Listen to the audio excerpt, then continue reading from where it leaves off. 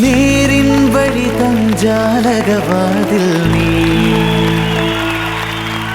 ഇടനെഞ്ചിൻ തുടികളിൽ ഉണരും സ്വരമോ ആരോ വന്നു കൈയടിച്ചു കൈയടിക്കരുതെന്ന് പറഞ്ഞു. നിന്മലർവാടിയിലെന്നും എന്നാ പിന്നെ തുറക്കാലേ.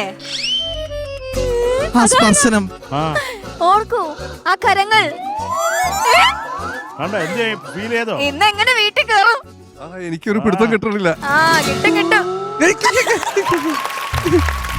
ഓക്കെ, ഇനി ഒരിക്കും അല്ല എന്തെങ്കിലും പറയൂ. ഞാൻ കുറച്ചു നേരം ഒന്ന് കളിപ്പിക്കട്ടെ. എന്താ ആരാണ് തൊട്ടത്? ഇപ്പൊ ഈ സ്പർശം ഇതിനു മുമ്പ് അനുഭവിച്ചിട്ടുണ്ട്. അതെ, ഇല്ല, ഈ സ്പർശം ഇതിനു മുമ്പ് അനുഭവിച്ചിട്ടില്ല. ഞങ്ങളൊന്നൊരു ചാൻസ് കൊടുക്കാം നമുക്കൊന്ന് അല്ലേ? അതെ. എന്നാ എന്തെങ്കിലും ഒരു ക്ലൂ താ. ക്ലൂ ഒന്നുമില്ല. വേറെ എത്രയോ സ്ഥലമുണ്ട് തോടാ. എനിക്ക് ഒരു പിടുത്തവും കിട്ടണി. ആരാന്ന് മനസ്സിലായി? ഇല്ല, ഒരു കൊല്ലും തട്ടിക്കളയും. ഇങ്ങനെ ചെയ്യുന്ന ഫ്രണ്ട്സ് ആരെങ്കിലും ഉണ്ടോ എനിക്ക്? ഓക്കെ, എന്ത് ചെയ്യാൻ ഇങ്ങനത്തെ ഒരു ഫ്രണ്ട് ആയി പോയി. ആണോ? ഓക്കെ, ഇതെനിക്ക് മനസ്സിലായി ആരാണ്. ഒന്ന് പറഞ്ഞെന്നാ. എന്റെ ജീവന്റെ ജീവനായ പറഞ്ഞോ. എന്റെ ജീവന്റെ ജീവനായ ജീവന്റെ ജീവനായ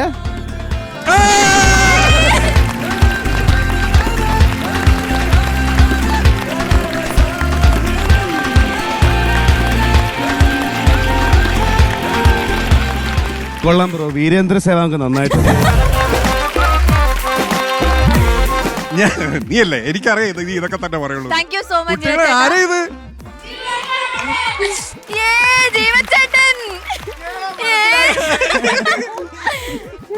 അല്ല, എനിക്ക് ചിരിയൊന്നും അറിയോ? എന്റെ ജീവന്റെ ജീവനായ എന്നാലും ഡൗട്ട്. ബാക്കി ഇനി അഴിച്ചിട്ട് പറയാം. ജീവന്റെ ജീവൻ മുഖം കണ്ടിട്ടാ ബാക്കി. എന്നാലും എങ്ങനെ മനസ്സിലായി? ഏത് തൊടല്ല മനസ്സിലായത്?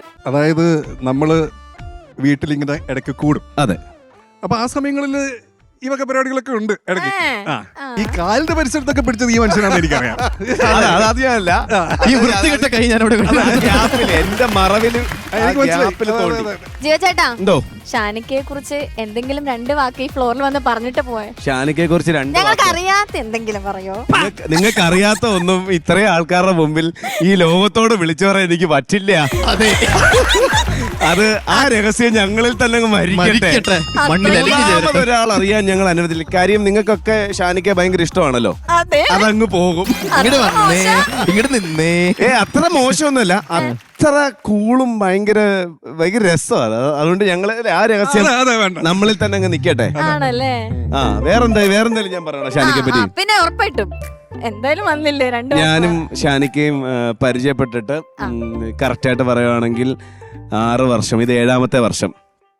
അപ്പോൾ ഞങ്ങൾ ആദ്യം ഞങ്ങൾ ഒരു മ്യൂസിക് റിയാലിറ്റി ഷോയിലാണല്ലോ ആദ്യം പരിചയപ്പെടുന്നത്. വെളിയൊന്ന് വിളിക്കോ?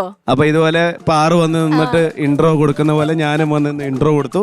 അപ്പൊ അവിടെ 3 ചെയർ ഇതേപോലെ കിടപ്പുണ്ട്. ആ ചെയറിൽ ഏതാണ്ട് നടുക്കൊക്കെ ആയിട്ടായിരിക്കും മിക്കവാറും ഇരിക്കുന്നത്. മിക്കവാറും പിന്നെ അങ്ങോട്ടും ഇങ്ങോട്ടൊക്കെ മാറിയും തിരിഞ്ഞൊക്കെ ഇരിക്കാറുണ്ട്. അപ്പൊ ഞാനിവിടെ വന്ന് ഇങ്ങനെ വിളിക്കും, പാപ്പാ എന്ന് വിളിക്കും. അപ്പൊ പാപ്പം വിളി കേൾക്കും. അങ്ങനെ തുടങ്ങിയാണ് ഞങ്ങളുടെ സൗഹൃദം. ഞങ്ങള് പിന്നെ ഒരു ക്രിസ്മസ് സമയമാണല്ലോ ഇത്. അപ്പൊ ഒരു ക്രിസ്മസ് സമയത്ത് ഞങ്ങള് നിർഭാഗ്യവശാൽ ഒരുമിച്ച് കൂടി. അന്ന് ഓർമ്മയില്ലേ മോനെ? അന്ന് എനിക്കൊന്ന് ന്യൂ ഇയർ എന്തായിരുന്നു അല്ലേ? ഓർമ്മയില്ല. എന്താ നീ പറഞ്ഞു വരുന്നേ? അന്ന് ന്യൂ ഇയർ ആണ്. അപ്പൊ ഞങ്ങൾക്ക് എവിടെങ്കിലും പോണോന്നുണ്ട്. ഞങ്ങൾ എവിടെയും ബുക്ക് ചെയ്തിട്ടില്ല. ഞങ്ങൾക്ക് എവിടെ ഇൻവിറ്റേഷനും ഇല്ല. അപ്പൊ ഞങ്ങളൊരു ദിവസം രാത്രി, ഈ പറഞ്ഞ ദിവസം രാത്രി വണ്ടി എടുത്തിട്ട് ഞങ്ങൾ പറഞ്ഞു, ഇന്ന് ന്യൂ ഇയർ അല്ലേ, അപ്പൊ നമുക്ക് എങ്ങോട്ടിലൊക്കെ പോവാം. ഇക്കയുടെ മുഖം കണ്ട ആരാ ഇൻവിറ്റേഷൻ തരാത്തെ?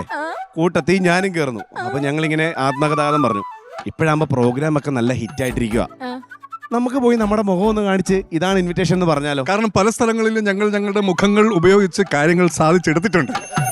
ആ ഒരു എക്സ്പീരിയൻസിൽ ഞങ്ങൾ പറഞ്ഞു, ഈ ന്യൂ ഇയർ നമ്മളുടെ മുഖം നമ്മളെ നിരാശപ്പെടുത്തത്തില്ല, ഇല്ല നമുക്ക് പോവാന്ന് പറഞ്ഞു. എന്തിനേറെ പറയുന്നു. എന്നിട്ട് ഞങ്ങൾ ഞങ്ങളുടെ ഫ്ലാറ്റിൽ നിന്ന് ഇറങ്ങി. ഞങ്ങള് ഹോട്ടലിന്റെ പേര് പറയുവാണെങ്കിൽ ഞങ്ങള് പിന്നെ 4 പോയിന്റ് ഷെറട്ടണിൽ പോയി. ആദ്യം സോറി സാർ, ഇവിടെ ബുക്കിംഗ് ഫില്ലാണ്. ഞങ്ങൾ പറഞ്ഞു "Okay, എന്തെങ്കിലും ഇല്ല സാർ, ഇവിടെ ഇല്ല സാർ." അങ്ങനെ ഞങ്ങൾ അവിടെ നിന്ന് ഇറങ്ങി. അപ്പൊ ഞങ്ങൾ എന്നിട്ട് നേരെ ടോണിക്കോല് പോയി. ഞങ്ങൾ വിചാരിച്ചു അവിടെ അത്യാവശ്യം ക്രൗഡും കാര്യങ്ങളൊക്കെ ഉണ്ടാവുമായിരുന്നു. ഒരു പട്ടി പോലും ഇല്ലായിരുന്നു. ഇടയ്ക്കിടയ്ക്ക് വിളിച്ചു ചോദിക്കുന്നുണ്ട് ഈ ഹോട്ടലിൽ കഴിഞ്ഞ ഏറ്റവും നല്ല ന്യൂ ഇയർ സെലിബ്രേഷൻ ടോണിക്കോയിൽ ഇന്ന് നല്ല ന്യൂ ഇയർ സെലിബ്രേഷൻ ഉണ്ട്. അപ്പൊ ഞങ്ങൾ അവിടെ ചെല്ലുമ്പോൾ ഞങ്ങൾ രണ്ടുപേരും പിന്നെ അവിടുത്തെ സ്റ്റാഫുകളും വേറെ 4 പേരും അല്ലാതെ വേറെ ആരുമില്ല. സാധാരണ ദിവസം നന്നായി നമുക്ക് ഒരുമിച്ച് അങ്ങ് ആഘോഷിക്കാം. അങ്ങനെ ഞങ്ങൾ പറഞ്ഞു ഇനി ചിലപ്പോ ഈ കാക്കനാട് സൈഡ് ആയതുകൊണ്ടായിരിക്കും നമുക്ക് നേരെ എടപ്പള്ളിയിലേക്ക് പോവാം. അങ്ങനെ ഞങ്ങൾ നേരെ എടപ്പള്ളി മാരിഡ് ചെന്നു. സാർ, ഇവിടെ ഇൻവിറ്റേഷൻ അല്ലാതെ എൻട്രി പോലും ഇല്ല. മുഖം ഇങ്ങനെയൊക്കെ കാണിക്കും. എൻട്രി പോലും ഇല്ലാന്ന് പറഞ്ഞു. ഞങ്ങള് ആ വിഷമം അതിന്റെ തൊട്ട് താഴെ ഒരു ക്രിസ്മസ് ട്രീ നിപ്പുണ്ട്. ഞാൻ എന്റെ ഫോട്ടോ എന്റെ ഫോണിലോട്ട് കാണിച്ചു തരാം. ഞങ്ങളവിടെ ഞാൻ ഇക്കയുടെ 2 ഫോട്ടോ എടുത്തു, ഇക്കേന്റെ 2 ഫോട്ടോ എടുത്തു. കാരണം നമ്മൾ ഇവിടെ വന്നിട്ടുണ്ടോ നാളെ പറഞ്ഞാൽ മനസ്സിലാണല്ലോ. അങ്ങനെ ഞങ്ങള് മാരിട്ട് ഇറങ്ങിയപ്പം ലേമറിഡിലേക്ക് പോയി. ഇല്ല, ലുലുവിൽ അത്യാവശ്യം തിരക്കുണ്ട്. ഞങ്ങളുടെ ലുലു കഥകൾ അങ്ങനെ കേട്ടോ. ഞങ്ങള് പ്രോഗ്രാം പിന്നെ ഏക്കുന്നുണ്ടോന്ന് അറിയാൻ വേണ്ടി ലുലുവിലേക്ക് പോകും സാറേ. എന്നിട്ട് ഒരു 2 പേർക്ക് കൂടുതൽ മനസ്സിലായപ്പോൾ നമ്മൾ പറയും സാധനം കയറുന്നുണ്ട്, പ്രോഗ്രാം ഹിറ്റാ എന്ന് പറയാം. ഞങ്ങൾ ലുലുവിൽ പോയി ഒരു 1.5 മണിക്കൂർ ഞങ്ങളിങ്ങനെ കറങ്ങി നടന്നു. അപ്പോൾ സാധാരണ ദിവസം നമ്മൾ ആരെങ്കിലുമൊക്കെ കണ്ടാൽ വന്ന് മിണ്ടുകയൊക്കെ ചെയ്യും. അന്ന് വന്ന് മിണ്ടിയ ആൾക്കാരുടെ എണ്ണം കുറവായിരുന്നു. അപ്പോൾ ഞങ്ങൾ വെച്ചാൽ ന്യൂ ഇയറിൻ്റെ തിരക്കായതുകൊണ്ടായിരിക്കും നമുക്ക് പയ്യെ പുറത്തോട്ടൊക്കെ ഇറങ്ങി വേറെ എവിടെയെങ്കിലും പോയാലോ. അപ്പം ഞാൻ വിളിച്ചു ചോദിച്ചു, കൂട്ടുകാരൊക്കെ വിളിച്ചു ചോദിച്ചപ്പോൾ ലേമറിഡിയിൽ അത്യാവശ്യം നല്ലൊരു ന്യൂ ഇയർ പാർട്ടി നടക്കുന്നുണ്ടെന്ന് പറഞ്ഞു. ഞങ്ങൾ ലേമറിഡിയിൽ പോയി. അവരും പറഞ്ഞു സാർ അങ്ങോട്ടേക്ക് എൻട്രിയേ ഇല്ല, നിങ്ങൾ വേണം ഈ സൈഡിലാണ്, പൊതുവഴി അതാണ് ആ റെസ്റ്റോറന്റ് ആ സൈഡാണ്, അവിടെ പോയി എന്തെങ്കിലും ഭക്ഷണം കഴിച്ചോളാൻ പറഞ്ഞു. എന്തിനേറെ പറയുന്നു, എറണാകുളത്തുള്ള ഹോട്ടൽ മുഴുവൻ ഞങ്ങൾ നടന്നു. അവസാനം ഞങ്ങൾ പുറപ്പെട്ട ഫ്ലാറ്റിൽ തന്നെ തിരിച്ചെത്തി. അങ്ങനെ ഞങ്ങളുടെ കുഞ്ഞു വെടിക്കെട്ടുകൾ കണ്ടു. ഞങ്ങള് ഹാപ്പി ന്യൂ ഇയർ പറയാൻ വേണ്ടിയിട്ടാണല്ലോ ഞങ്ങള് ആ സമയത്ത് ഒരുമിച്ചാകണം, എന്തെങ്കിലുമൊക്കെ സെലിബ്രേഷൻ വേണമെന്ന് പറഞ്ഞ് ഇറങ്ങിയാണല്ലോ. ഈ എറണാകുളത്തെ മുഴുവൻ ഹോട്ടലിലും പോയി ഒരിടത്തും എൻട്രി കിട്ടാതെ കറങ്ങി തിരിഞ്ഞ് ഞാൻ ഇക്കയെ ഡ്രോപ്പ് ചെയ്യാൻ വേണ്ടി ഇക്കയുടെ ഫ്ലാറ്റിൽ ചെന്നപ്പോൾ രാത്രി കൃത്യം 12 മണി ആൾക്കാർ പടക്കം ഇക്കയുടെ ഫ്ലാറ്റിൽ. അവിടെ നിന്ന് ഞങ്ങൾ അങ്ങോട്ടും ഇങ്ങോട്ടും കെട്ടി പിടിച്ച് ഹാപ്പി ന്യൂ ഇയർ പറഞ്ഞു. പക്ഷേ അതിന് ഏറ്റവും വലിയ സന്തോഷം എന്ന് പറഞ്ഞു കഴിഞ്ഞാൽ ആ സമയത്ത് ഞങ്ങൾ ഒരുപാട് ഈ പറഞ്ഞ എറണാകുളത്തെ പ്രാന്തപ്രദേശങ്ങളിലൊക്കെ ന്യൂ ഇയർ സെലിബ്രേറ്റ് ചെയ്യാൻ വേണ്ടി അലഞ്ഞ ആ പയ്യന്മാർ അതിനുശേഷമുള്ള 4 or 5 ന്യൂ ഇയേഴ്സ് ഞങ്ങൾ ഒരുമിച്ചാണ് സെലിബ്രേറ്റ് ചെയ്തിട്ടുള്ളത്. ബർത്ത്ഡേയും ന്യൂ ഇയറും ഈ വർഷവും ഞങ്ങൾ ഒരുമിച്ചാണ് ബർത്ത്ഡേ ന്യൂ ഇയർ സെലിബ്രേറ്റ് ചെയ്തത്. ഈ വർഷവും അങ്ങനെ തന്നെ. അതും എവിടെയാണ് സെലിബ്രേഷൻ?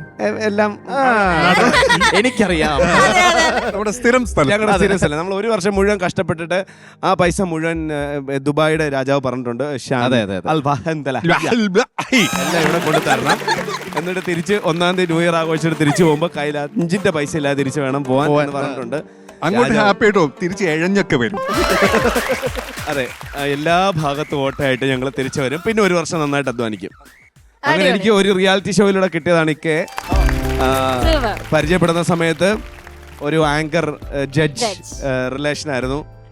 അപ്പം ഞങ്ങളിങ്ങനെ നമ്മുടെ ആങ്കേഴ്സിന് ഒരു ആങ്കറിന് വിഷമം മനസ്സിലാവും. ആരെങ്കിലും നമ്മളിപ്പോൾ ഇവിടുന്ന് എന്തെങ്കിലും പറയുമ്പം ആരെങ്കിലും ഏരിയയിലിരുന്ന് തിരിച്ചെന്തെങ്കിലും പറഞ്ഞു തരുമ്പോൾ ഞങ്ങൾക്ക് കിട്ടുന്നൊരു സന്തോഷമുണ്ട്. ഒരാളെങ്കിലും നമുക്ക് റെസ്പോണ്ട് ചെയ്യാനുണ്ടാവുമല്ലോ. അങ്ങനെ എനിക്ക് ആദ്യം എൻ്റെ റിയാലിറ്റി ഷോ ജീവിതത്തിൽ എൻ്റെ ഒരു ജനറൽ കാറ്റഗറി ചാനൽ എനിക്ക് ആദ്യമായിട്ട് റെസ്പോണ്ട് ചെയ്തെന്ന മനുഷ്യനാണ്. അതിനുശേഷം എൻ്റെ എല്ലാ കാര്യങ്ങളിലും ആദ്യത്തെ റെസ്പോൺസ് വന്നുകൊണ്ടിരിക്കുന്നത്. അത് നല്ലതാണേലും കെട്ടതാണേലും ഒക്കെ ഇവിടുന്ന് വന്നുകൊണ്ടിരിക്കുന്നത്. ആദ്യം ഷാനിക്കാന്ന് വിളിച്ചു തുടങ്ങിയെടുത്ത് ഇപ്പം ഞാൻ എൻ്റെ കൂടപ്പിറപ്പ് കൂട്ടുകാരൻ ചങ്കെന്ന് ഞാൻ പറയുന്നില്ല, ഇപ്പം എൻ്റെ കൂടപ്പിറപ്പിന് തുല്യമാണ്. ഞങ്ങൾ ഒരമ്മയുടെ വയറ്റിൽ ജനിച്ചില്ലെന്നേ ഉള്ളൂ. പക്ഷേ 2 അമ്മമാരുടെ വായന്ന് ഞങ്ങൾ തെറിയേക്കുന്നുണ്ട് അങ്ങോട്ടും ഇങ്ങോട്ടും. അന്ന് അങ്ങനെ തുടങ്ങിയതാണ്. വാവ്. അപ്പൊ ഈ ഒരു റിലേഷൻ എന്നും ഇതുപോലെ തന്നെ നിക്കട്ടെ. തീർച്ചയായിട്ടും. കഴിഞ്ഞിട്ടില്ല. ഇനി ജീവചേട്ടൻ കൊണ്ടുവന്ന ഗിഫ്റ്റ് ഒക്കെ തരണ്ടേ? ഒന്നും കൂടെ കണ്ടു കേട്ടല്ലേ? തീർച്ചയായിട്ടും. ജീവചേട്ടൻ കേട്ട് ജീവചേട്ടൻ ഒന്ന് കെട്ടിക്കൊടുക്കൂ.